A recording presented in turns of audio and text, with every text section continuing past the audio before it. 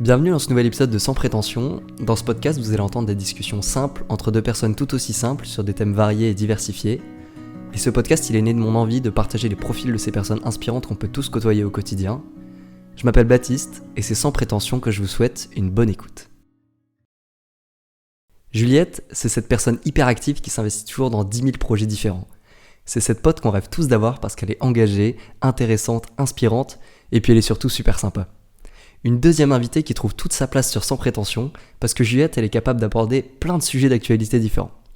Aujourd'hui, elle a 24 ans, elle a suivi des études de sciences politiques, entre autres projets, et elle est actuellement assise en face de moi. Alors avant de commencer, Juliette, comment ça va ? Ça va super, merci déjà, je suis hyper flattée par la description que tu fais de moi. Un peu de pression du coup, parce qu'il faut être à la hauteur de tout ce que tu décris. Mais moi ça va super là, je suis très contente d'être dans ton studio. Et très contente studio aussi. Qui est basiquement un salon à peine aménagé. Donc, Non, je trouve le setup très bien. Mais peut-être qu'un jour, voilà, peut-être que ce podcast va aussi monter en compétences, en qualité au fur et à mesure. On verra. En tout cas, Juliette, sois naturelle, pas de pression pour ce podcast. Merci d'être là pour ce deuxième épisode de Sans Prétention. T'as commencé à en parler, mais est-ce que la description que j'ai faite de toi juste avant, elle te convient ? Ou est-ce que tu aurais ajouté quelque chose ? Alors non, j'aurais rien à ajouter, je pense. Presque, j'ai envie de dire que t'as exagéré certaines choses. Après, c'est super si c'est comme ça que tu me vois. Et sur l'engagement dans plein de projets différents, je dirais que c'est un peu varié. Là, c'est un peu moins le cas. Pendant les études, c'était quelque chose qui me tenait énormément à cœur. Et puis là, ça a un petit peu évolué quand même. Mais non, je rajouterai rien. T'as parlé de mes études et d'engagement à côté. Donc, je trouve que c'est ce qui me caractérise. Trop bien. Eh bien écoute, j'allais dire sans prétention, mais je voulais dire sans transition. Je propose qu'on commence tout de suite par aborder une première partie. C'est une partie qui va parler de voyage.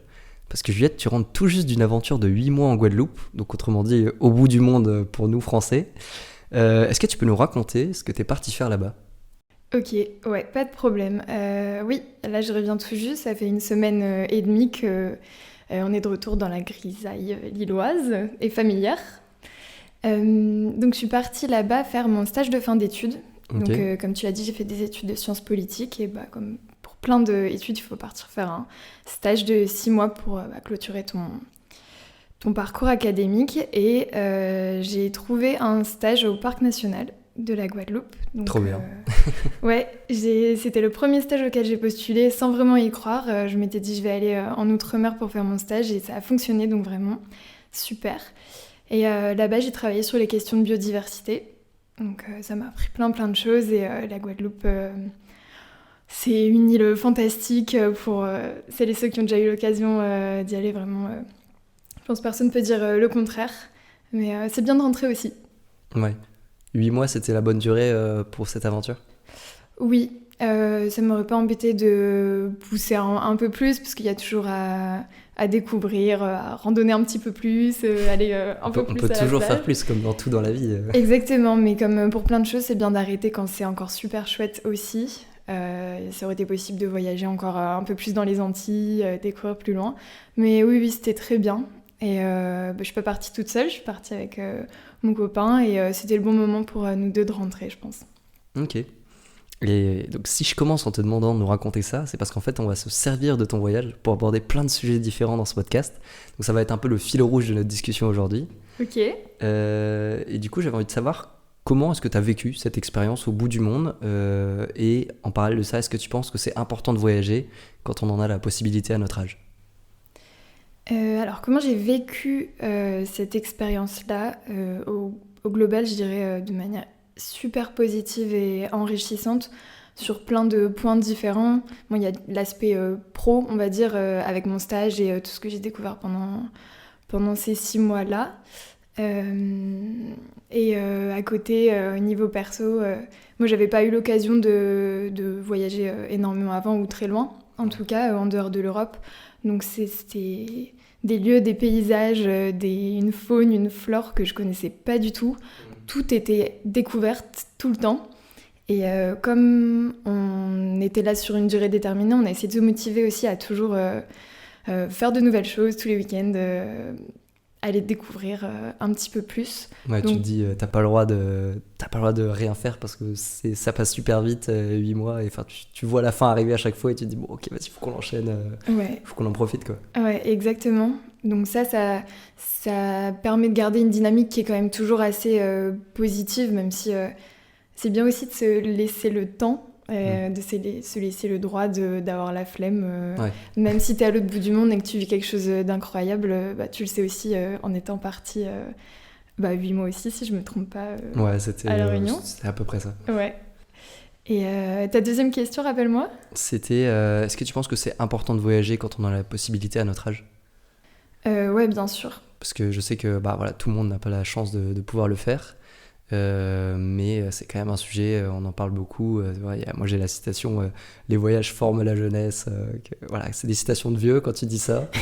Mais moi, en l'ayant vécu aussi un peu comme toi, je me dis bah, c'est tellement vrai, c'est tellement important de profiter et de saisir les opportunités quand on peut le faire, d'aller découvrir d'autres choses. Ça rejoint beaucoup l'idée de zone de confort, tu vois. Si tu restes toujours dans ta zone de confort, dans ta zone de vie où t'es né, machin, tu vis, tu peux vivre très bien, mais c'est tellement important et ça change tellement ton horizon et la façon de voir les choses quand tu pars à l'étranger ou même juste ailleurs.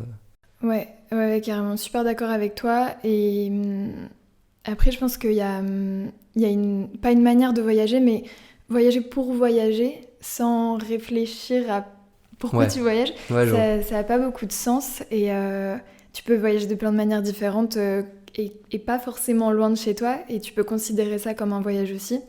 Après, si tu restes en Europe, par exemple, c'est globalement les mêmes cultures.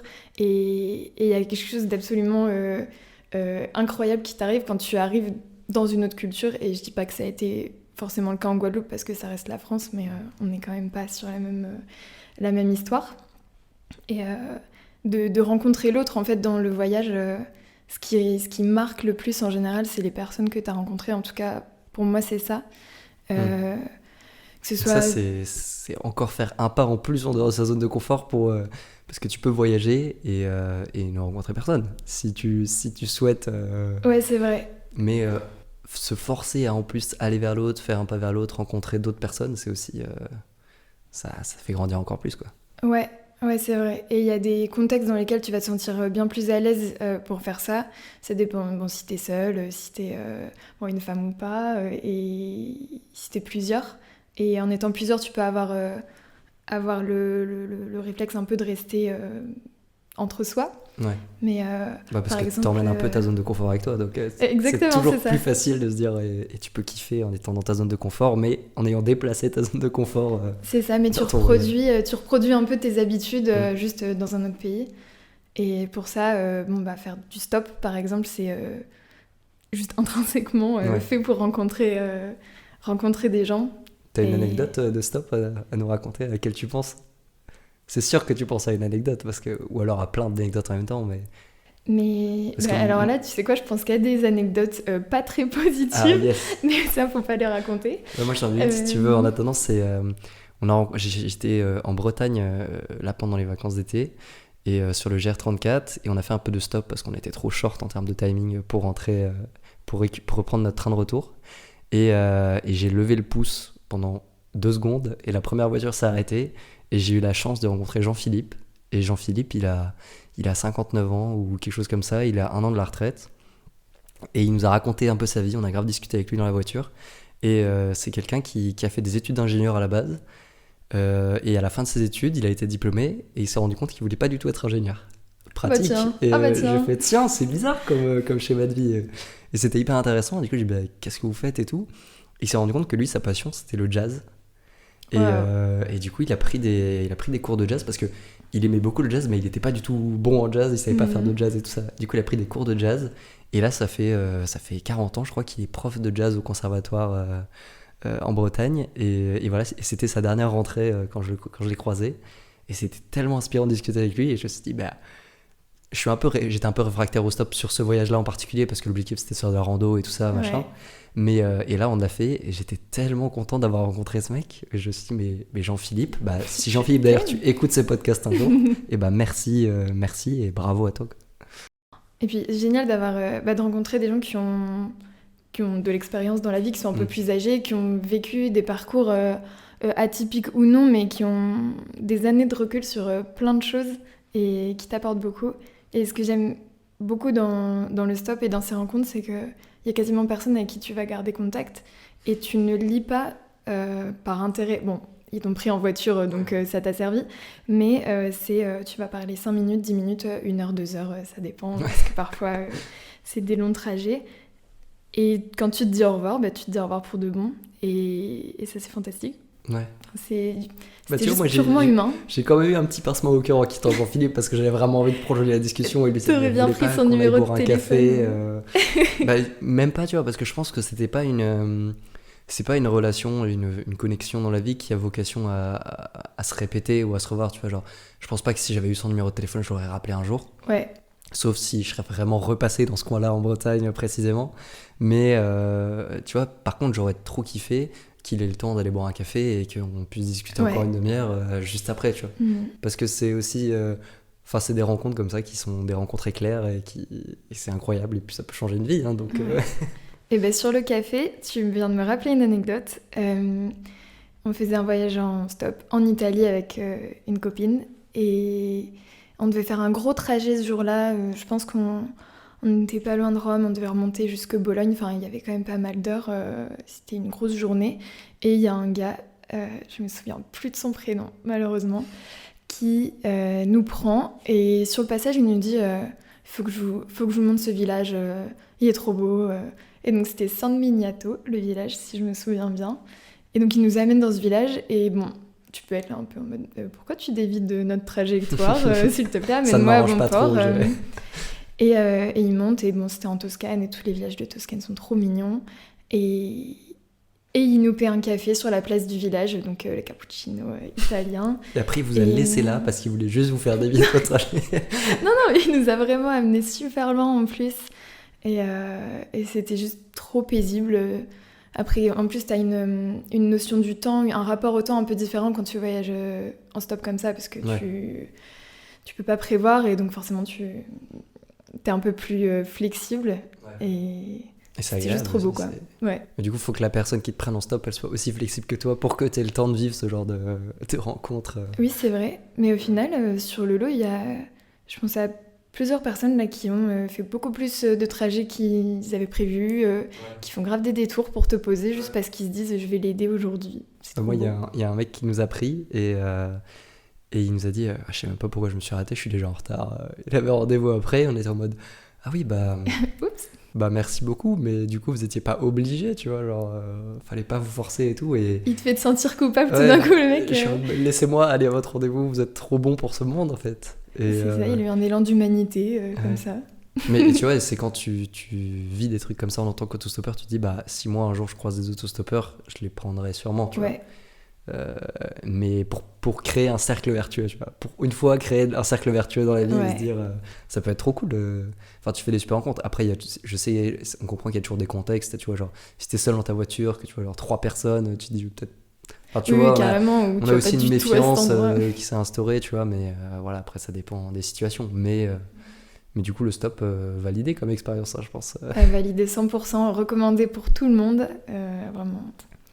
Et qu'est-ce que tu penses ça rejoint toujours cette thématique de voyage, mais les Erasmus et toutes ces expériences qu'on nous propose pendant nos études pour partir à l'étranger, pour travailler, hein, je mets des guillemets quand même parce que... Valider un semestre. Voilà, on connaît les expériences d'Erasmus où t'as pas besoin de beaucoup travailler, mais je pense aussi que c'est pas être hypocrite en fait quand t'es à une université et que tu proposes des programmes d'Erasmus et que tu vas pas fliquer ou surveiller de très près les élèves que t'envoies, parce que je pense en fait, tu vois, je pense que c'est aussi quelque chose d'implicite où genre personne se le dit vraiment, mais tout le monde se dit en vrai on envoie des élèves à l'étranger pour qu'ils découvrent la vie et pas pour que juste ils fassent ce qu'ils font ici en cours, mais dans un autre pays, dans une autre langue, du coup je pense qu'il y a aussi ce petit côté de... En plus de... Bon, je veux pas faire une généralité, mais il me semble qu'en France, tu vois, les équivalences qu'il y a avec les universités, elles sont vachement avantageuses pour nous, en termes de crédit, ce genre de choses. Donc tu sais qu'en fait, tu auras 6 heures de cours dans la semaine. Et effectivement, alors, même si c'est pas une volonté de la part des univ ou des écoles, c'est forcément ce qui se passe. Et bon, bah là, je parle pas d'expérience parce que malheureusement, j'ai pas pu aller faire mon Erasmus. Mais si je pense que c'est absolument génial. Enfin, j'en connais, mais peu de gens qui n'ont pas aimé ce semestre. Parfois des gens qui prolongent, qui ont fait de super rencontres. Après, j'ai aussi l'impression que c'est du voyage, mais du voyage dans la fête, quand même beaucoup. Et donc, il y a un peu d'entre-soi entre Français, si tu pars, que ce soit en Europe ou ailleurs. Ça doit dépendre du pays où tu vas, de ton université, de ce qui est mis en place pour intégrer les autres. Mais ouais, c'est un peu l'impression que j'en ai. Après, ouais, c'est ça, c'est toujours une super expérience. Et moi, je sais que j'aurais pu le faire en étant en deuxième, troisième année d'études. Et je ne l'ai pas fait à moitié contre mon gré. C'est qu'en fait, j'avais pas des super notes. Et du coup, c'était. Il fallait avoir une certaine moyenne pour postuler. Et j'avais pas des super notes. J'étais un peu démotivé par mes études. Et du coup, je me suis pas donné les moyens d'avoir plus en termes de notes. Et je me suis réveillé un peu trop tard en mode. En fait, ça va être une super expérience pour moi, quoi, tu vois. Ok, mais du coup, la possibilité t'es pas donnée à tout le monde. C'est un peu élitiste. Ouais. C'est accessible, tu vois. Mais je pense que c'est aussi pour pas faire partir tout le monde. Parce que la majorité des gens, quand même, se dit j'ai envie de partir en Erasmus à cet âge-là. Et juste moi, peut-être, j'étais plus en mode oula, je suis quand même jeune, machin. Et après... petite amertume maintenant de pas avoir. Au final, j'ai un peu rattrapé après, tu vois. Donc, je regrette pas de pas l'avoir fait parce que je sais que j'ai vécu d'autres choses derrière, tu vois. Ouais. Donc ça va, ça reste positif. C'est pas l'occasion d'une vie et tout ça, même s'il y a quand même un contexte particulier qui fait que tu peux bien kiffer pendant quelques mois, quoi. Oui, carrément. Et merci pour cette première partie sur la thématique du voyage, du stop et tout ça. Juliette, t'es une de mes amies qui est le plus engagée sur beaucoup de sujets, notamment sur celui de l'écologie. Et donc pour un voyage comme le tien en Guadeloupe, t'as forcément dû te poser la question à un moment du voyage en avion, des émissions de carbone qui sont liées, parce qu'on sait qu'aujourd'hui c'est l'une des actions qui pollue le plus. Ouais. Ça a été quoi ton rapport avec cette problématique et est-ce que ça a eu un impact sur ton voyage ? Le fait de prendre l'avion ? Ouais, le fait de prendre l'avion, même sur le choix de la destination, tu vois, est-ce que quand tu as eu l'opportunité de partir en Guadeloupe, il y a un moment où tu t'es dit ça fait chier, je vais être obligée d'aller en avion. Ouais, alors après quand j'avais postulé quasi que en Outre-mer, je savais que c'était un corollaire et que il y avait une petite chance, mais quand même très faible, d'avoir le temps de faire une transatlantique en voilier pour aller. Enfin voilà, ça fait beaucoup de. Tu passes autant de temps sur le voilier que là-bas, donc. Ouais, exactement. Donc ça allait être un peu compliqué pour ça. Donc je savais que ça allait être quelque chose, mais quand la question s'est vraiment posée, c'est vrai que... en fait, ça me fait penser de manière plus générale, on est tous face à un peu nos contradictions internes, si on parle d'écologie, entre les valeurs, ce qu'on prône, ce qu'on dit et ce qui se passe réellement dans notre vie. Après, en l'occurrence là, j'aurais pu choisir de ne pas partir. Mais j'ai un peu fait mon compromis mais du coup, avec moi-même. La solution, c'était soit y aller et prendre l'avion, soit ne pas y aller du tout, quoi. Ouais. Parce que les moyens de transport alternatifs, ça aurait été le bateau ou... C'est tout. Oui. C'est une île, basiquement. Voilà. Et t'avais regardé le bateau par curiosité ou... Oui, j'avais regardé. C'était très cher. Tu peux y aller en voilier, tu peux y aller aussi en cargo. Enfin, tu montes sur des porte-conteneurs. Enfin, tu as des petites cabines, quoi. Tu n'es pas dans un conteneur, évidemment. Tu loues un conteneur. Voilà. C'est très cher. Ouais, c'est 1 500 € l'aller, un truc comme ça. Et clairement, c'était pas possible. Oui. Donc c'est encore plus cher que l'avion en plus. Oui. Beaucoup plus comme long et beaucoup plus dans cher. Beaucoup de cas. Bien. Et ouais, donc c'est tout. Il fallait aussi commencer à une certaine date. Donc le choix a été fait de partir en avion. C'est quand même plus rapide. Hein. Et j'ai fait mon compromis avec moi-même, à me dire je reprendrai pas l'avion pendant tant de temps après. J'y vais pour au minimum 6 mois, donc ça compense plus ou moins. J'y vais pour travailler à la protection de l'environnement. Donc tu te donnes un peu des excuses, tu essaies de te justifier et de voir ce qui pèse plus ou moins. Mais voilà, tu peux dire il y a toujours pire que toi, et après se comparer, c'est pas forcément une bonne manière, une bonne façon de faire en écologie. Donc non, c'est un peu ma bête noire, enfin mon petit point noir sur Ouais. ces sujets-là. Et après, je compte pas repartir aussi loin bientôt, ça Ouais. c'est certain. Mais je trouve ça très... Enfin, c'est des questions un peu existentielles, hein. Finalement, c'est un peu la place de ce podcast aussi. Ouais. Mais tu vois, je trouve ça très chiant, en fait, d'être, nous, à notre époque, à notre âge, d'être concernés par le sort de la planète et de l'espèce humaine en général. Et de se dire, tu vois, bah, il y a plein de trucs qu'on a fait, des progrès scientifiques, des progrès technologiques et tout, et c'est trop cool, tu vois, genre, bah, on a inventé l'avion, trop pratique pour visiter le monde entier, tu vois. Et ça rejoint un peu aussi du coup, le raisonnement que tu avais eu tout à l'heure, de se dire voyager pour dire qu'on voyage, ça sert pas à grand chose. Mais tu vois, c'est dès que tu as envie de faire quelque chose, même quand ça a du sens, genre bah, tu as envie d'aller faire une expérience professionnelle en Guadeloupe, tu as envie d'aller vivre ou visiter les États-Unis, t'as envie de partir loin et de prendre l'avion. Et bah aujourd'hui, à notre âge, du coup, tu te dis ah, mais ça fait chier quand même parce que du coup, je vais mettre un max de CO2.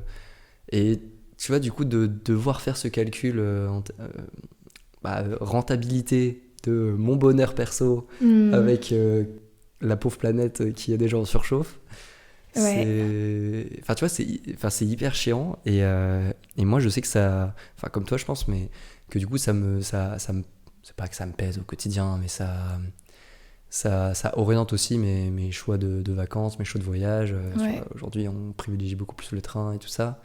Et pareil là-dessus, bah, tu te rends compte que les trains c'est encore plus cher que l'avion les trois quarts du temps, et tu fais bah, ça n'a aucun sens. Enfin, et du coup il y a ce décalage entre les générations d'au-dessus qui elles en ont profité et qui en plus n'ont pas forcément intégré le combat qu'on mène aujourd'hui entre guillemets. Ça dépend. La société et la politique qui n'a pas non plus envie de s'y mettre à fond tout de suite, hein. On va attendre que ce soit vraiment la merde, parce que comme c'est déjà vraiment la merde. Et nous qui essayons de s'en sortir au milieu de tout ça. Donc, je sais pas si toi ça a pris une place aussi, une grosse place dans ton quotidien. Et c'est tout ça pour un peu introduire ma question suivante aussi, où c'était, j'avais écrit quelle place est-ce que tu accordes à l'écologie dans ton quotidien. Ouais, ok. Tu vois, parce que je vais te laisser parler parce que... non, ouais, si, c'est hyper intéressant. Il y a plein de trucs dans ce que tu viens de dire. Mais il y a plusieurs choses et... Bon, je pense que ça fait écho aussi un peu à une forme d'éco-anxiété, si on veut utiliser le terme. Mais ce que tu disais juste avant, il y a des contraintes qui sont juste les limites matérielles de la planète, matérielles ou physiques ou chimiques ou je sais pas quoi, qui s'imposent à toi.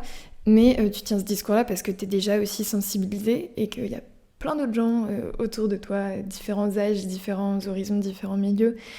Et t'as l'impression que tout le monde s'en carre et que toi t'es un petit poisson au milieu de tout ça, que tu te débats un petit peu et qu'il n'y a pas forcément d'impact. Mais c'est marrant parce que c'est une réflexion que je me suis faite là il n'y a pas longtemps sur l'impact de tes actions et de dire bon bah moi ça me pèse, ça me saoule, je vais changer un peu mon quotidien, je vais faire des efforts pour tel ou tel truc et à côté quoi ? À côté qu'est-ce qu'il y a ? Mais en prenant un peu de recul sur ça et sur la colère et le stress que ça peut générer certaines fois. Je me dis aussi que placer l'écologie comme une valeur dans ta vie, c'est aussi placer des limites morales à ton quotidien et à tes actions et du coup leur donner beaucoup plus de sens, de dire j'ai choisi de faire ça, pas parce que tous les choix étaient offerts à moi et tout était absolument possible et tout était illimité, mais dans les contraintes possibles qui s'offrent à moi, dans le champ des possibles là, que tu places plus ou moins grand, et ben j'ai fait ce choix et il est complètement conscient et il y a un peu une forme de réappropriation de ces décisions. Ouais. Après ça va un petit peu loin. Non, et comme c'est toi qui choisis, voilà. Et c'est toi qui décides de le faire pour toi, parce que ça te fait plaisir et que tu te sens concerné aussi par ça, c'est plus facile et c'est moins pesant au quotidien. C'est ça. Et quand tu disais que tu avais eu la réflexion il n'y a pas longtemps, tu avais trouvé une réponse. C'était ça, c'était le fait de se dire c'est moi qui choisis. Ouais, et d'essayer de pas tout voir comme des contraintes et comme comme du sacrifice, comme de la punition, parce qu'on s'en sort pas et tu deviens un zinzin en fait.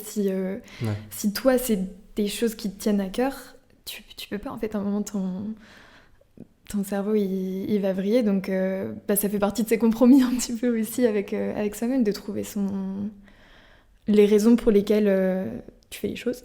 Ouais. Et tu parlais d'éco-anxiété tout à l'heure. Toi, t'as déjà... est-ce que tu te considères comme éco-anxieuse ou tu t'es déjà considérée comme éco-anxieuse Je me suis déjà considérée comme ça. Je me dis juste, peut-être pour préciser, si on a des auditeurs qui ne sont pas familiers avec le sujet, pour moi, en tout cas, l'éco-anxiété, c'est le fait de penser aux conséquences écologiques de tes actes et de ce qui se passe au quotidien partout dans le monde, et que ça t'angoisse vraiment, et ça te pèse, et genre ça te mine le moral, ça influe sur ton quotidien. Enfin voilà, c'est vraiment un état d'esprit où tu te dis, l'écologie, ou enfin l'état du monde, c'est tellement la merde, et que ça t'impacte, que tu peux faire une dépression, tu peux aller très très mal, alors que c'est des choses que tu ne contrôles pas. Ouais. Enfin, pour moi, c'est ça l'éco-anxiété. Exactement. Ouais, c'est ce que j'allais dire, dans des choses qui te dépassent tellement que tu ressens toute l'impuissance du petit être humain, de la condition humaine face à des... Et que du coup, t'as vraiment envie de te dire, de toute façon, on va tous mourir. J'ai qu'à mourir maintenant, moi, du coup, parce que ça change pas grand-chose. J'espère que ça va pas aussi loin, mais oui, si tu pousses le l'éco-anxiété poussée à l'extrême, tu vois, ça peut être ça. Ouais. Mais du coup, est-ce que toi, t'as déjà ressenti de l'éco-anxiété ? Ouais, carrément. Moi, maintenant, aussi parce que en partant en Guadeloupe, j'étais un peu dans une petite bulle par rapport à l'actu aussi, d'être loin physiquement, tu choisis un peu de te préserver de plein de trucs. Enfin, c'est le choix que j'avais fait en tout cas. Donc là, je reviens un petit peu dedans. Et je suis à nouveau anxieuse. J'espère que vous allez bien, vous. C'est ça. Et après, les années précédentes, parce que du coup, j'ai fait mon master en écologie et politique, et avec une grosse orientation sur les limites planétaires, ce que c'est la croissance, ce que c'est le progrès, ce que c'est le développement, de remettre tout ça en question. Donc, gros questionnement sur... Ah oui, tout ce que j'avais fondé comme croyance, comme norme, il va falloir défaire tout ça parce que ça correspond pas à ce que je pense. Mais hyper intéressant comme étude en tout cas. Ouais, vraiment, je me suis éclatée intellectuellement, autant que ça m'a angoissée, parce que des fois t'as des cours... Tu finis ta journée de cours, j'ai appris tellement de choses que maintenant je vais aller me coucher parce que j'en peux plus, là j'ai plus d'énergie. C'était tellement ambivalent, mais je conseillerais absolument à tout le monde de le faire, même si faut s'accrocher un petit peu, mais t'as à la fois cette impuissance et en même temps t'as l'impression d'avoir plus de clés pour avancer, pour agir. Ça te donne un peu de l'énergie pour mettre en place des trucs ou participer à des projets. Mais en t'entendant parler, je me fais la réflexion, je me dis qu'il y a aussi un truc, tu vois, nous on est sensibilisés maintenant, et je me dis il y a aussi un truc d'éducation. Ou genre, je pense à mon avis, maintenant on commence à t'en parler au primaire. Il y a toujours des gens qui vont dire ça sert à rien d'en parler trop jeune, de faire stresser les gens. C'est pas la faire stresser, c'est juste éduquer et apprendre sur le sujet et se dire voilà, on a un peu déconné avec la gestion des ressources pendant 200 ans, enfin je sais pas. Et je pense que ça serait utile d'avoir des cours. Je sais pas comment ça s'appellerait parce que même le terme écologie maintenant c'est connoté, enfin tu vois, mais d'avoir des cours ou de se dire je sais pas, même pas de la sensibilisation, tu vois, mais juste se dire des cours de problèmes sociétaux, des cours de société. C'était bien ta journée mon chouchou, super, on a eu des cours de société aujourd'hui. Mais tout un truc d'éducation, de se dire d'être sensibilisé au sujet dès ton plus jeune âge, et que tu vois pareil, tu vois, t'as des habitudes qui s'incluent dans ton quotidien, et du coup tu te rends pas compte, et ça devient pas des contraintes, ça devient juste des choix que toi tu fais, et du coup ça rejoint ton état d'esprit, de se dire je vis comme ça parce que déjà c'est plus cool pour la planète, et en plus parce que moi ça me change pas ma vie, et que ça devienne normal et logique, ça devienne la norme en fait, d'être sensibilisé déjà et d'agir et de dire oui, on pourrait faire ça mais on le fait pas parce qu'on sait on sait ce que ça, les conséquences, on sait ce que ça engendre. Carrément, je suis hyper d'accord, et comme tu disais, je pense pas qu'il y ait d'âge trop tôt pour sensibiliser ou juste apporter l'information. Il y a plein de choses qui n'ont pas besoin d'être catastrophantes ou racontées de manière effondriste, j'ai pas les termes, pour, pour que ça sonne chez les gens. Justement, ça va faire appel à, je sais pas, un souvenir, une émotion. C'est plutôt ça qui va créer, créer une manière de penser chez quelqu'un plutôt que d'être complètement alarmiste. Et donc ça, dès le plus jeune âge, c'est carrément possible et de manière super ludique, super pédagogique. Alors je pense qu'il y a plein de choses qui sont abordées maintenant dans les cours de SVT, peut-être d'autres matières, mais encore une fois, il y a plein de choses à penser dans ces problématiques qui mêlent et l'individuel et le collectif. Et sur l'individuel, je pense que c'est en cours. Enfin, il y a plein de choses sur les petits gestes du quotidien, sur toi, ce que tu fais, sur tes engagements et tout ça. Et après, il y a toute une dimension politique qui englobe juste la société, ses mécanismes, ce qui est les lois, les institutions. Et ça n'a pas besoin d'être hyper pompeux, hyper compliqué. T'as pas besoin d'avoir fait Sciences Po pour le comprendre, clairement pas. C'est s'intéresser aux mécanismes qui font notre vivre ensemble et réfléchir à ce qui va pas, du coup, à ce qui est injuste, à ce qui dysfonctionne. Et là, je pense que c'est là où ça prend une portée vachement plus collective et qui aura un énorme impact, quoi. Mais bon, c'est plus compliqué. C'est un vaste sujet, en tout cas. Toi, t'arrives à être optimiste pour le futur et pour l'avenir ? Ouais. Genre, si tu devais te dire, tu vois, si vraiment être noir ou blanc, est-ce que tu te considères comme quelqu'un d'optimiste ou comme quelqu'un de pessimiste pour la suite ? Non, plutôt optimiste. C'est cool déjà. Ouais. Déjà, c'est cool. Soyez heureux. Parce que, en fait, t'as pas le temps d'être... t'as pas le temps de broyer du noir, parce que la vie est courte. Et aussi parce que, bon, moi, à titre perso, j'ai pu rencontrer des gens super inspirants qui ont décidé qui ont fait des choix de vie, qui sont soit sortis un peu du mode de vie dominant, on va dire, qui sont partis mener des projets assez géniaux et qui sont super heureux dans une forme de simplicité qui semble super atteignable.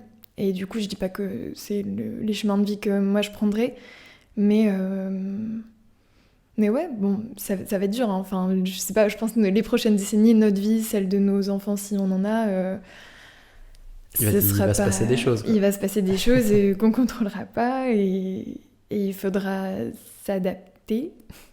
Malheureusement, s'adapter maintenant parce que les conséquences seront là. Mais à côté de ça, je pense que tu peux développer tes cercles, ton cocon de vie de manière heureuse. Ouais, et puis il y a aussi ce truc de se dire que c'est comme quand t'as un taf à rendre, que t'attends la dernière minute pour agir et ça passe, tu vois. On peut essayer d'être optimiste dans ce sens-là et se dire qu'on va attendre la dernière seconde pour agir, mais peut-être qu'on arrivera à sauver quelque chose, quoi. Ouais, et puis c'est...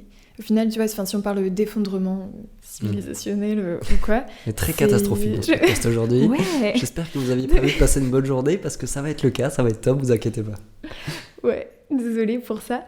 Mais moi, en tout cas, je vois pas ça de manière du jour au lendemain, comme dans les films, c'est la catastrophe, et c'est les guerres civiles et tout. En fait, c'est des choses hyper insidieuses qui vont, je pense, noircir un peu le quotidien par rapport à... Ça va changer petit à petit et du coup, à un moment, on va peut-être se dire, il y a beaucoup de choses qui ont changé, venez, on fait un truc, quoi.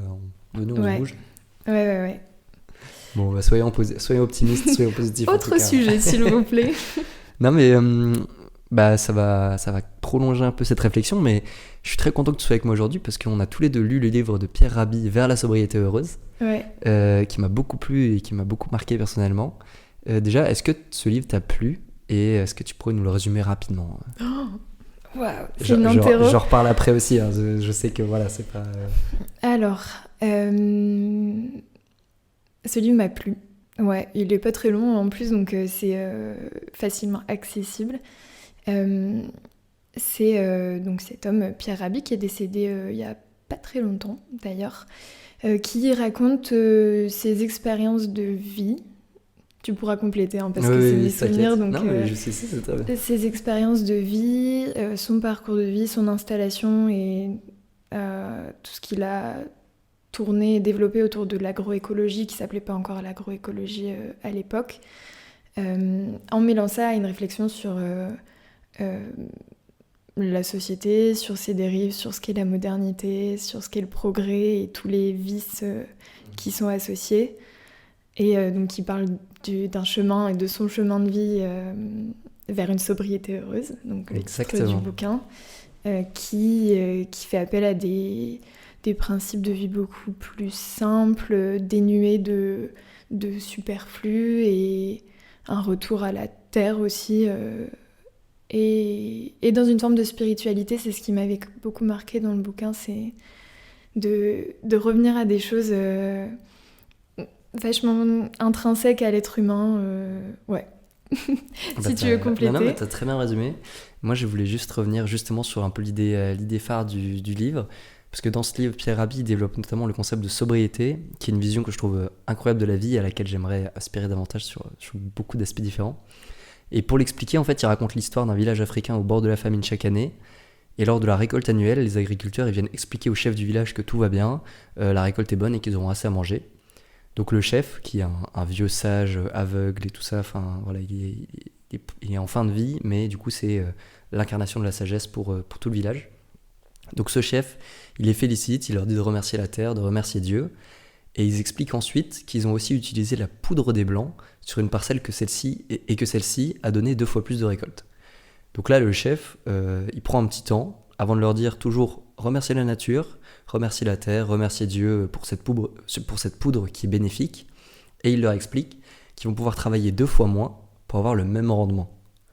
Et c'est là le petit point qui fait la sobriété. Ils vont travailler 2 fois moins pour avoir la même chose. Alors que Pierre Rabhi, il explique tout ça, il dit la modernité, on s'est mis à travailler autant pour avoir 2 fois plus. Alors qu'on n'avait pas forcément besoin de 2 fois plus. Et la sobriété, c'est ça, c'est utiliser les avancées scientifiques et technologiques de notre époque pour améliorer nos conditions de vie. Donc il n'y a pas besoin de chercher à produire toujours plus ou à chercher toujours plus loin. Et moi, voilà, je trouve que c'est un concept incroyable qu'on devrait appliquer à beaucoup plus de choses dans notre quotidien. Il y a plein de choses pour éviter de se prendre la tête et en même temps faire un geste pour la planète, c'est l'occasion. Et donc voilà, moi j'avais simplement envie de partager un peu cette thématique. J'ai pas de questions spécialement à te poser, mais toi, qu'est-ce que tu penses de la sobriété, ce concept, qu'est-ce qu'on en pense de cette sobriété heureuse? Bah, bon, déjà, quand tu ajoutes le terme heureux, c'est rassurant. Bien cette petite connotation au bonheur juste derrière, ouais. Ça donne envie. Ouais, c'est rassurant. Et sur la sobriété, bon, elle peut recouvrir plein de choses, plein d'aspects de la vie, mais c'est un petit peu ce que je disais juste avant, mais un peu se défaire de plein de choses qu'on considère comme normales, qui vont te pourrir l'esprit, te pourrir le corps, revenir à des choses assez essentielles de ce que c'est que d'être humain, de vivre, de partager, dans les relations sociales aussi. Mais pas voir la sobriété comme un retour archaïque et les amis, je sais pas quoi. C'est hyper discréditant de considérer ça comme ça. Mais surtout qu'après, c'est comme tout dans la vie, il y a des mesures, tu vois. Il y a des différentes échelles de ok, si tu veux être sobre à 1000%, tu peux aller te construire une cabane dans les bois et vivre de ce que tu trouves. Mais juste, moi, j'ai pas vocation à changer mon mode de vie à fond. Enfin, je me considère pas comme, c'est très perso, mais je me considère pas comme le pire être humain qui existe. Mais juste, j'aimerais bien être plus sobre dans ma manière de consommer, de vivre. Tu vois, c'est un exemple très con, c'est dans les bouquins que je lis, par exemple. Je me dis, j'entasse de plus en plus de livres que j'ai, tu vois. Et je me dis, c'est trop con parce qu'une fois, typiquement, ça passe pour plein de petits objets de déco que t'achètes et tout. Après, tu te retrouves, genre, t'en as que tu sors même plus parce que t'en as trop. Et typiquement là-dessus, je me dis, en vrai, j'en ai pas besoin. Enfin, même les livres, je me dis, une fois que moi je l'ai lu, autant que je le passe à quelqu'un d'autre qui puisse le lire aussi et que le livre continue à vivre et tout ça. C'est plein de petits objets comme ça et c'est nos modes de consommation aussi aujourd'hui qui fonctionnent comme ça. Et toujours plus alors qu'on n'a pas besoin. Non, quand tu reviens à des besoins primaires, pas besoin de dire manger, dormir, ok, mais il y a tellement de choses et il existe plein d'initiatives qui permettent de rentrer dans des cercles vertueux de manière assez facile. Tu parles des livres, des fringues, de plein d'autres choses. Il y a plein d'assos, plein de collectifs qui œuvrent à ça et qui ont pensé au truc bien avant toi et qui l'ont pensé de manière très intelligente. Et donc, il y a plein de choses et plein de ressources à notre disposition maintenant pour adopter des modes de vie un peu plus sobres. Et après, ça peut aller plus loin. Ça peut être, je sais pas, ton habitat, ça peut être la manière dont tu consommes de l'énergie et tout ça. Mais bon, là, on est dans des moments de vie où on n'a pas forcément l'opportunité de faire ces choix-là. Enfin, on n'a pas encore notre maison ou notre appart, rien qu'à nous. Donc, mais ça peut venir. Ouais, t'as raison, c'est un principe ou des principes que tu déclines dans ta vie. Et c'est pas forcément compliqué, ni des privations en permanence, quoi. Ouais, et puis moi je le rapproche beaucoup du concept je le vois beaucoup comme sobriété et simplicité. Parce que je pense que je suis quelqu'un qui se prend beaucoup la tête au quotidien. Je me dis, des fois je me dis, pourquoi, tu vois? Et je me dis, si j'étais plus sobre, si j'étais plus simple, j'aurais moins de soucis. Ouais, laisse aller, laisse partir les choses un peu. Et bon, après, je pense qu'il faut pas se blâmer non plus 100% sur... Non. Non, c'est pas l'objectif. Mais c'est juste réfléchir, se dire, pourquoi pas, tu vois. Genre, en vrai, est-ce que je serais pas plus heureux si je prenais je me mettais moins de pression sur ce sujet, ou j'essayais pas d'avoir plus de ça, machin. Enfin. Et moi, il y a 2 phrases qui m'ont particulièrement marqué dans ce livre. La première, c'est quand il dit, à partir du moment où on a considéré que le temps, c'est de l'argent, on a commencé à avoir des problèmes.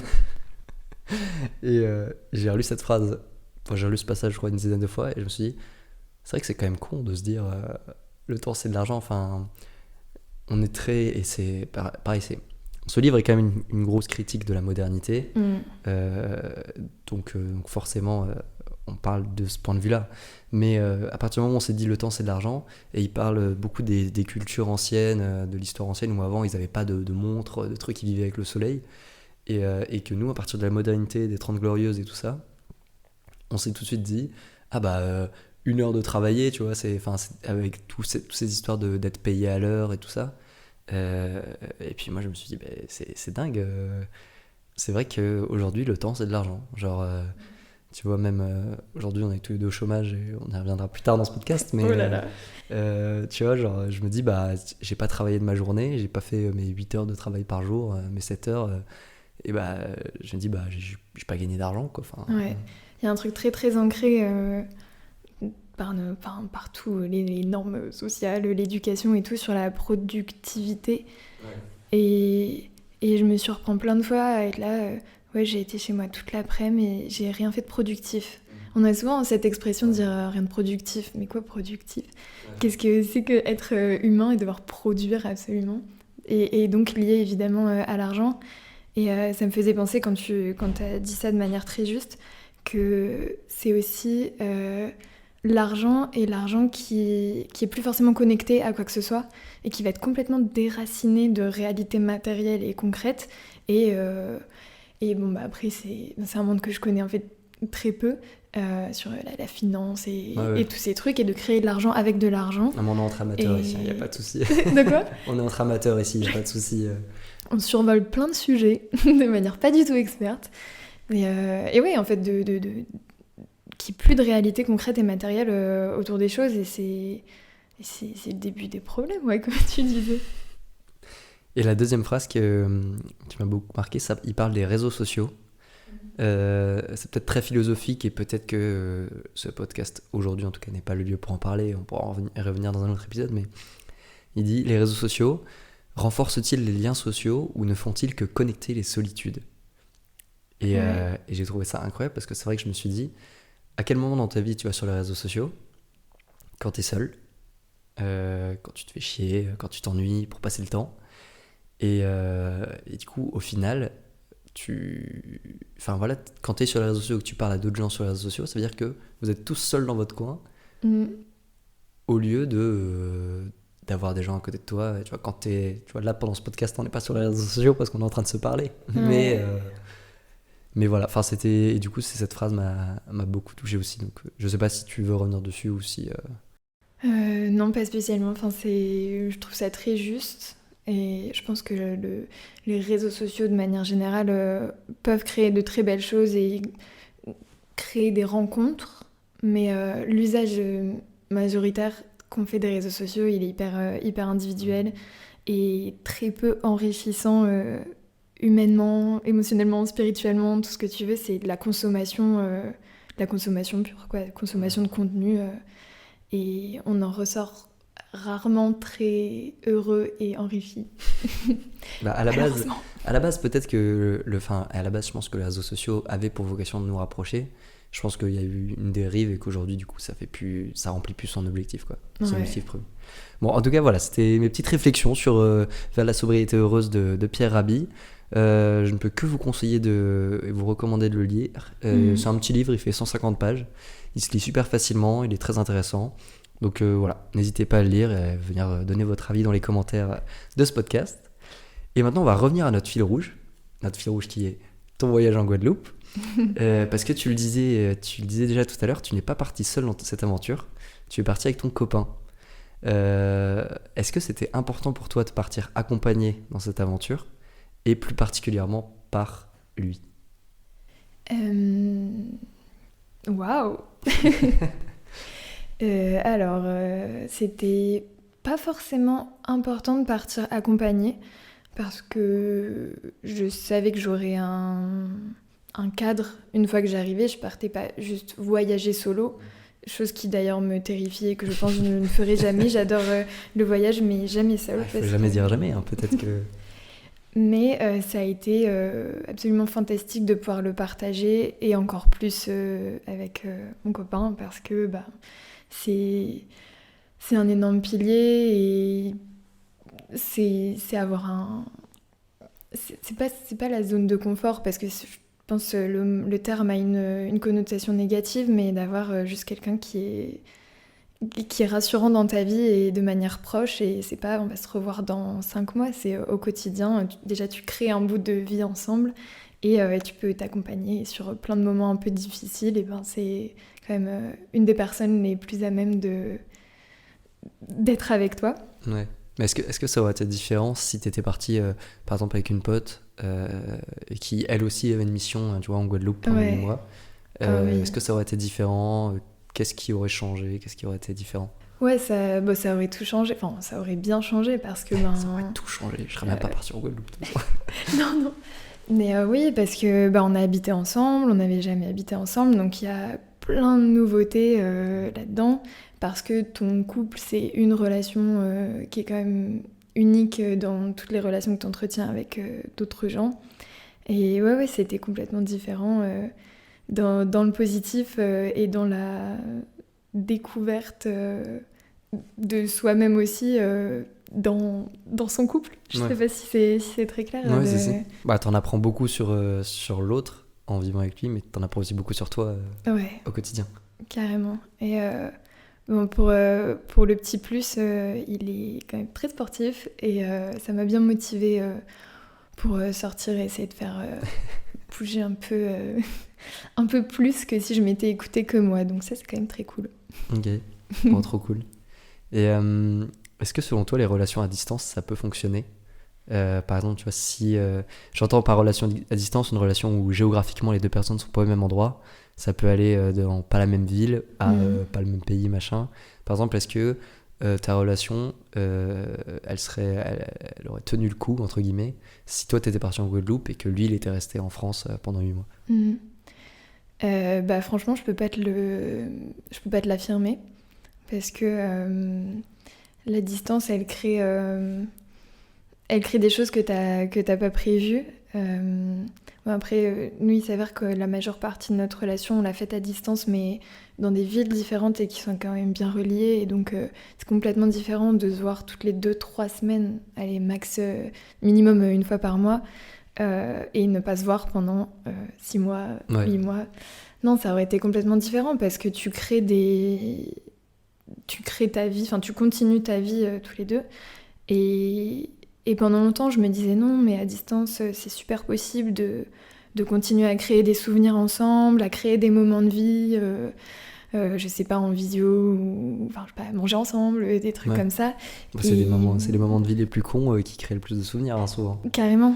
Et en fait, je pense que après, chaque couple fonctionne complètement différemment, mais pour moi, ça fonctionnerait moins bien parce que j'ai besoin de Oui. cette présence au quotidien pour créer des souvenirs selon ma définition du souvenir, quoi. Parce que moi, j'ai une théorie sur les relations à distance. Ah. C'est que la relation à distance peut tenir que si t'as déjà passé au moins autant de temps ensemble que la séparation, tu vois. Par exemple, si ça fait une semaine que tu sors avec la personne, tu peux ne pas te voir pendant une semaine, Ok. mais pas plus, tu vois.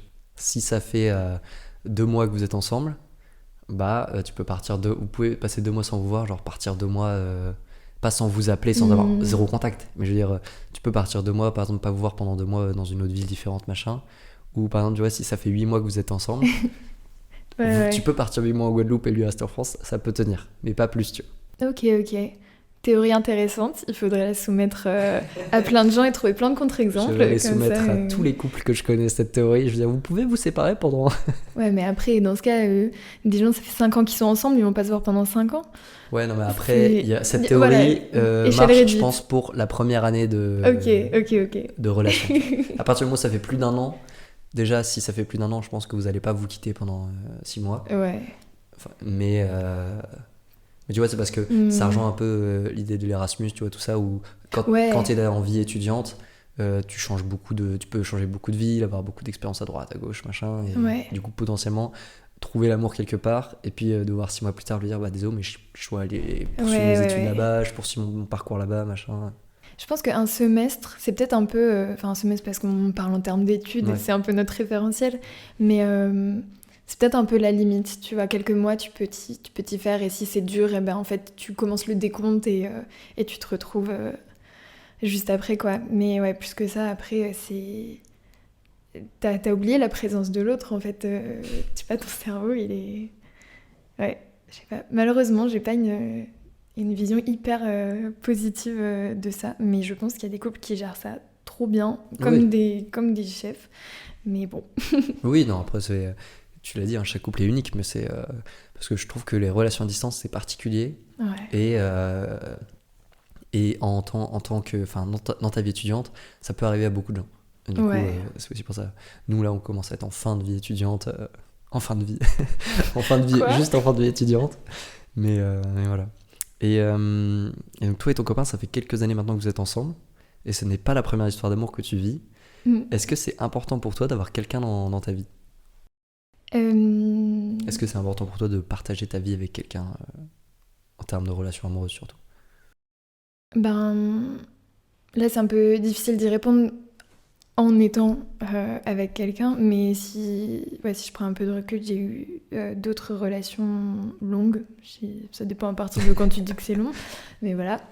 Ouais, c'est important, mais pas indispensable, selon comment moi je vois ma vie. Ce que j'ai observé en tout cas, c'est qu'à partir du moment où je suis avec quelqu'un, c'est plein de choses fantastiques, formidables, plein de très beaux moments et tout ça, mais c'est aussi des phases où je pense moins à moi et je m'épanouis un peu moins. Enfin, non, le terme est abusé, hyper négatif. Je pense moins à moi dans mon développement perso, là où quand t'es solo, en fait t'as que toi à penser. Oui. Et... c'est plus facile du coup. Ouais. Alors que dans le couple, je mets plus d'énergie dans l'entretien de mon couple, on va dire. Et après, il y a un équilibre à trouver et ça vient. Parce qu'il y a aussi le truc où quand t'es en couple, tu penses moins à toi parce que l'autre pense à toi. Ouais. Du coup, vous vous arrosez mutuellement comme des belles plantes comme ça qui poussent. Carrément. Petite métaphore pour tous mes amis jardiniers.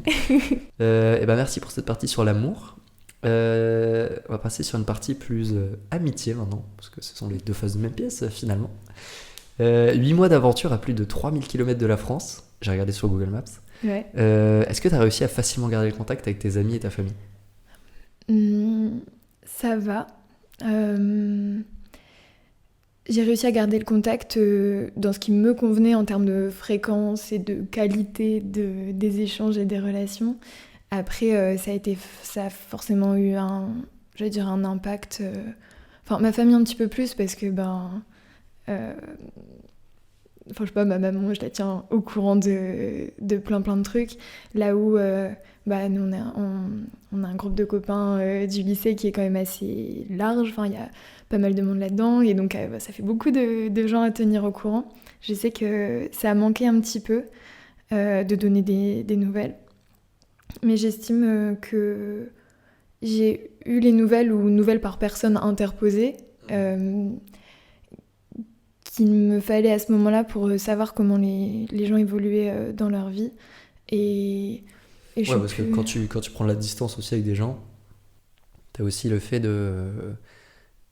Tu vois, il y a un degré d'importance dans les informations que tu as Ouais, besoin d'avoir. Tu vois. ouais. Genre, si tu vois quelqu'un tous les jours, tu vas dire, bah, t'as mangé quoi ce midi, ça m'intéresse.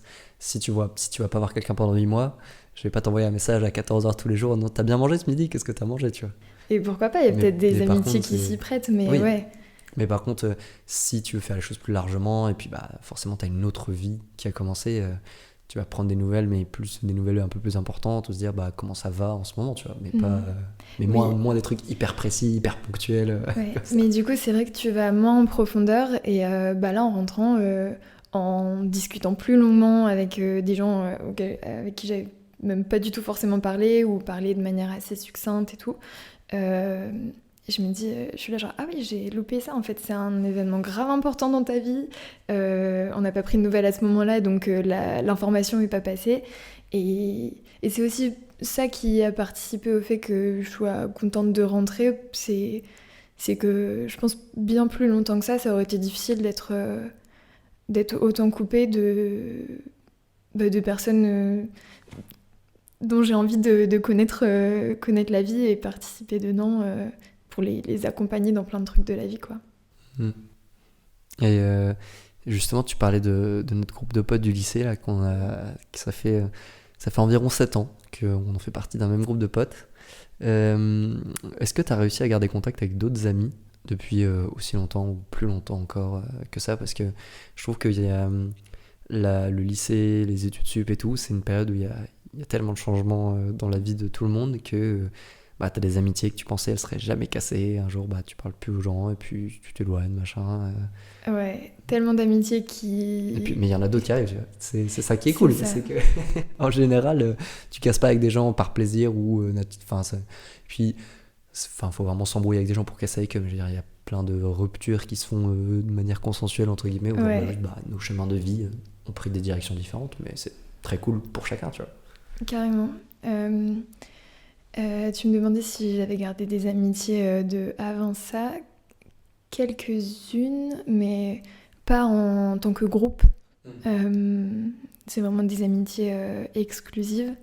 Et de manière plus proche, des potes de master, mais ça c'est vraiment très très proche. Pour le coup, c'est genre la dernière fois qu'on s'est vu, c'était il y a 1 an. Bon bah ça va, c'est pas trop dur de garder le contact encore, mais sinon non, hein, c'est beaucoup d'amitiés très fortes, très fusionnelles et qui ont cessé comme ça et qui me manquent pas forcément. Je serais trop heureuse d'avoir des nouvelles de plein de personnes, mais à un moment, si les chemins se séparent, c'est sûrement pour une raison. C'est qu'à un moment, ça collait plus, ou il fallait évoluer différemment, de manière séparée. Donc, ouais. Mais... Et t'es contente de faire partie d'un groupe comme ça qui est quand même large. Enfin, aujourd'hui, je crois qu'on est une quinzaine dans ce groupe. Ouais. Est-ce que t'es contente d'avoir gardé le lien avec ce groupe?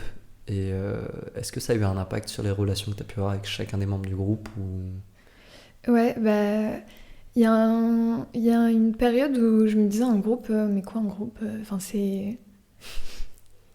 Tu sais, un peu comme si l'amitié devait être Ouais. égale entre chaque, Dans ou des aussi cases forte et tout, tout ça, alors que on part en Erasmus, on part en études ailleurs et on se voit grave pas à la même fréquence, ou alors on n'a juste pas les mêmes liens, pas les mêmes points communs tous entre nous. Mais maintenant, je suis trop trop contente d'avoir un groupe, un cercle, je sais pas, une petite zone là de gens qui s'aiment trop et qui sont juste trop heureux de se retrouver. Et il n'y a pas d'attente, je trouve, ou pas trop. en tout cas, entre nous tous et toutes.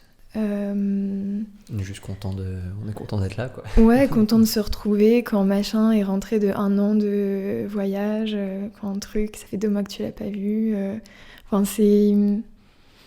moi, je trouve ça sain, en fait, dans la manière dont le Ça groupe fonctionne. a continué maintenant. Puis Et ça fait peut-être bizarre au début quand tu crées un groupe et ouais, tu commences à l'utiliser régulièrement, tu sais. Mais tu vois, genre aujourd'hui, ça me viendrait pas à l'idée de pas avoir ce groupe, tu vois. Enfin, ouais, enfin, en gros, en tout cas, ce groupe a grave impacté ma vie ouais, depuis qu'il existe, quoi, dans le sens où bah, c'est devenu ma zone de confort et c'est aussi peut-être un peu, c'est un peu le fait de, bah, voilà, de le garder et de se dire, bah, j'ai cette base d'amis, cette bonne base d'amis, de gens hyper sympas que j'ai. Et tu vois, c'est peut-être ouais. là des exemples tout cons. Je me dis, bah, peut-être que des fois, t'as refusé une soirée où t'aurais pu rencontrer de nouvelles personnes parce que t'avais une soirée avec ce groupe-là. Et du coup, bah, d'un côté, t'as pas rencontré ces nouvelles personnes, mais t'es resté avec ta base et puis tu l'as Ouais. peut-être solidifié aussi. Enfin, et du coup, je suis très content, moi, perso, d'avoir ce groupe et je trouve ça trop cool d'avoir un groupe comme ça qui a tenu au fil des années et qui tiendra encore longtemps, je pense et j'espère, hein. Bientôt, je sais pas, mais les mariages les uns des autres, les événements de vie. Le groupe va s'agrandir parce que maintenant, il y aura des gens en plus, une nouvelle génération de personnes qui va arriver. Waouh, pas tout de suite, je pense, mais qui sait, Oh, qui n'allons pas sait. trop vite en besogne. Euh, et justement, là-dessus, est-ce que c'est important pour toi les amis? Et quelle place est-ce que tu accordes à tes amis dans ta vie? Pas en termes de plage horaire, tu vois, genre ouais, j'accorde Hmm. 1 heure par jour à mes amis de 9 à 10 et après plus de la journée.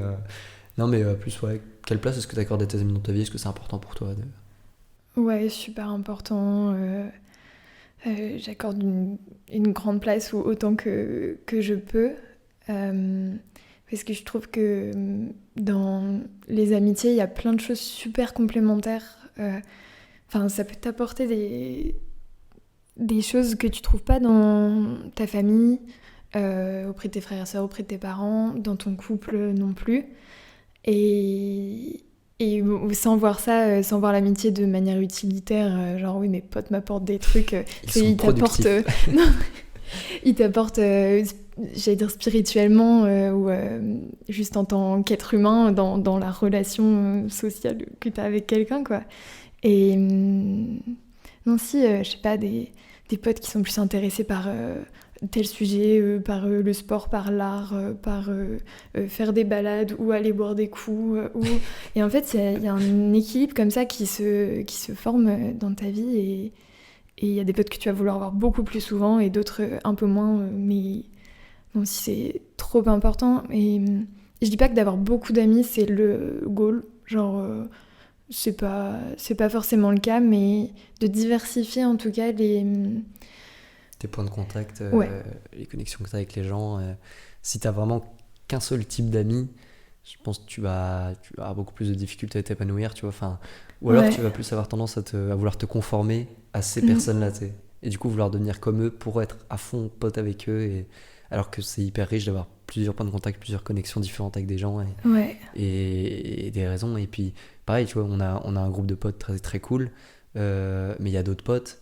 Jamais je me dirais, faudrait qu'on ait un groupe, tu vois. Juste, je suis trop Mm. content de les voir individuellement et ils m'apportent tellement individuellement, je suis trop content Ouais, de les voir. Ou carrément. alors, c'est des plus petits groupes ou des petites paires, des petits triplés. Non, mais voilà. Différentes échelles Ouais. d'amitié. Ouais, ouais, carrément. Et pour conclure sur cette partie amitié, est-ce que tu te considères comme une bonne amie? Et du coup, question sous-jacente, qu'est-ce que c'est être une bonne amie, un bon ami selon toi? Je trouve c'est super dur de répondre.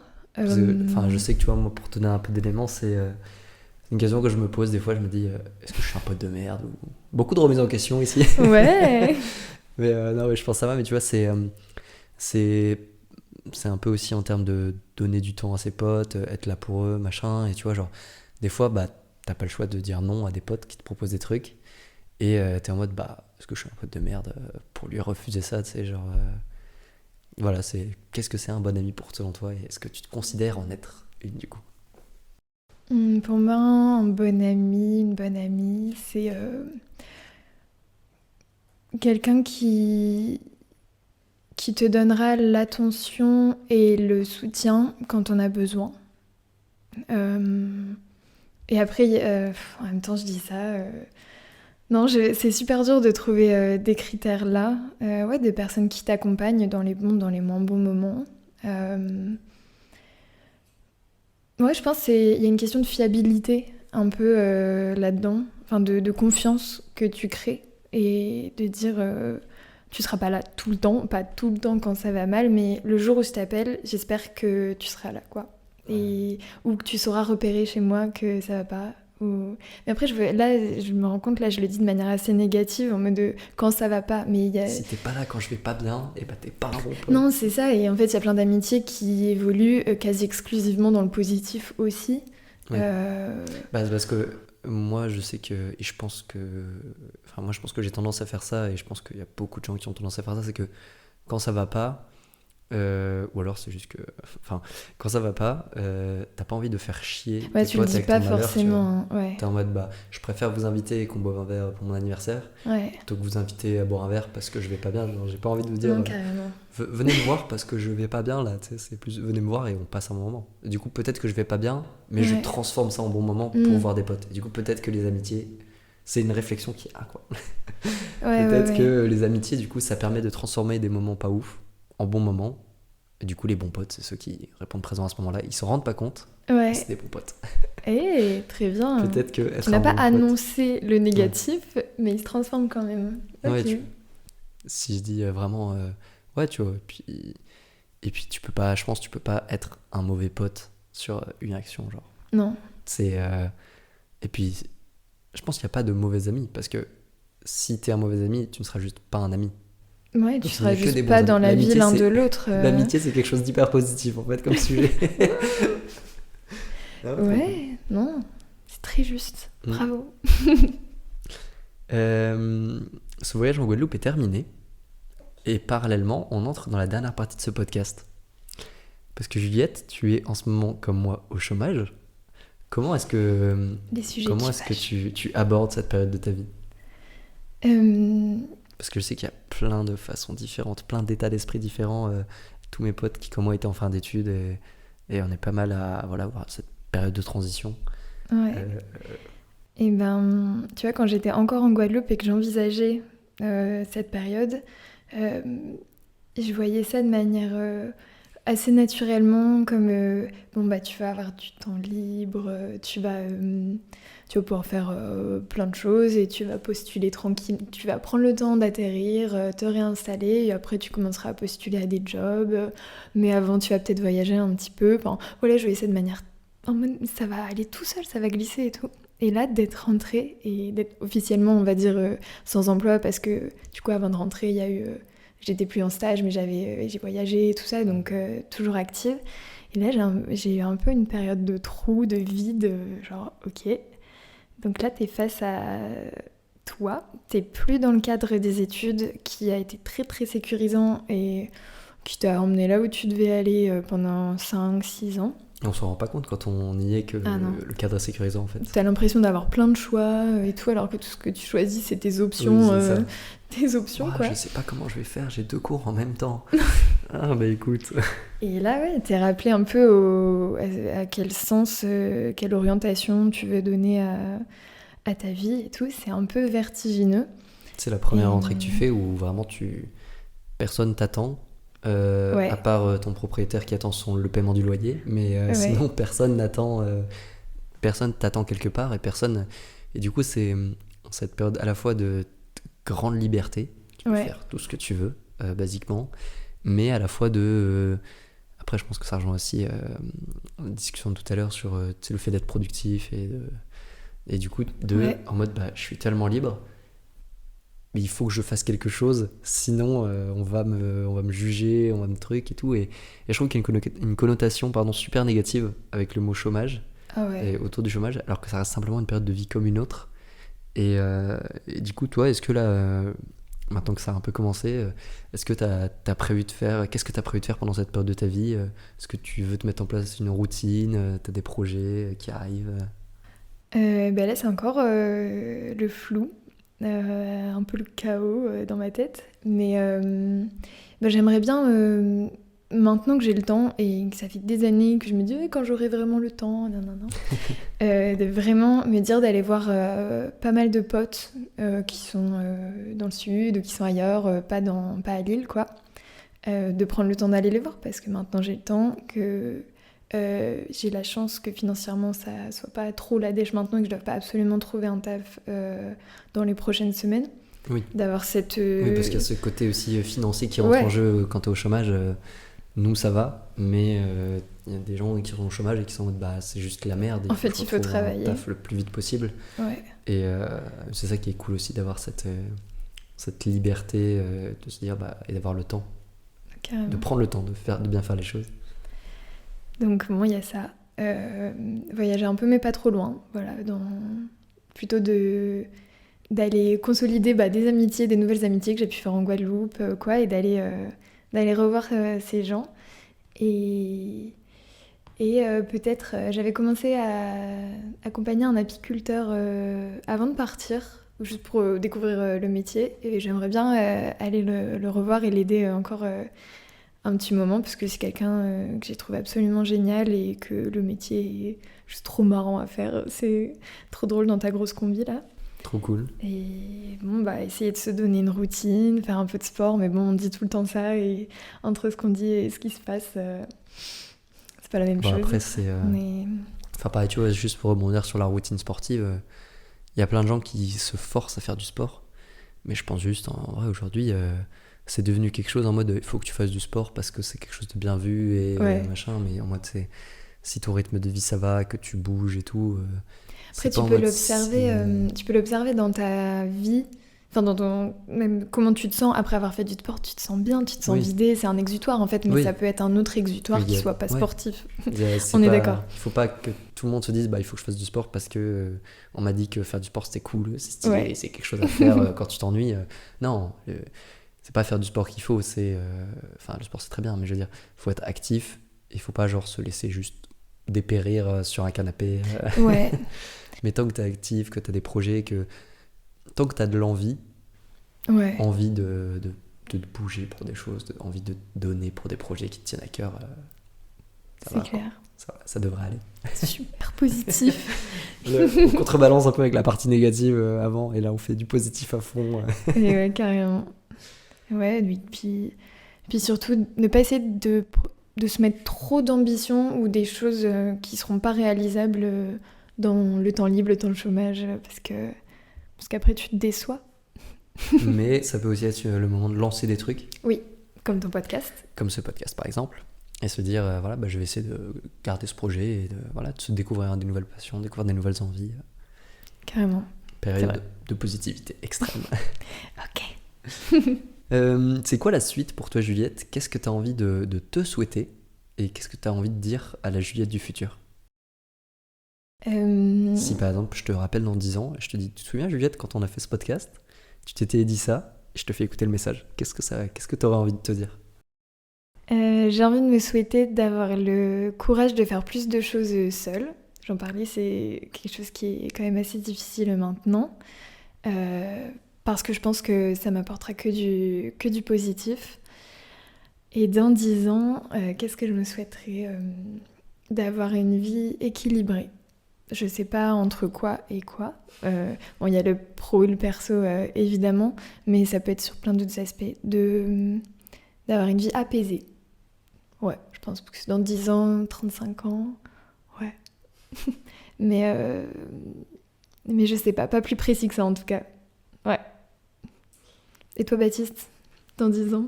Dans 10 ans, je me souhaite d'être... ça rejoint un peu j'aime beaucoup le mot que tu disais, apaisé. D'être serein, d'être content, d'être heureux, d'être bien là où je suis. D'être bien. Je me souhaite juste d'être bien. Parce que j'ai pas envie parce que je sais que je peux changer d'avis et de trucs très vite, mais juste... j'espère que je serai bien. Aujourd'hui, je suis bien. J'espère que dans 10 ans, je serai toujours bien. Trop cool. Trop cool, continue sur la lancée. Est-ce que tu aurais un dernier mot ou un dernier message à faire passer aujourd'hui ? Je ne sais pas. D'être indulgent avec soi-même, je dirais. indulgent avec soi-même et avec les autres. Parce que il y en a assez d'être en colère et les uns contre les autres. Merci beaucoup Juliette pour avoir passé ce moment avec moi aujourd'hui et avoir discuté de la vie en ma compagnie. On se dit à bientôt sur Sans Prétention. Merci Baptiste. Et c'est la fin de cet épisode de Sans Prétention. Si vous l'avez apprécié, n'hésitez pas à le partager à ceux que ça pourrait intéresser et à bien noter le podcast sur Spotify. Et si vous avez des idées de sujets à aborder, de personnes qui pourraient avoir envie de venir discuter ou tout simplement des retours à me faire, n'hésitez pas à venir en parler dans les commentaires YouTube. Toute proposition est la bienvenue. Et de mon côté, je vous remercie de nous avoir écoutés jusqu'au bout, je vous souhaite une bonne journée et je vous dis à bientôt pour un nouvel épisode de Sans Prétention.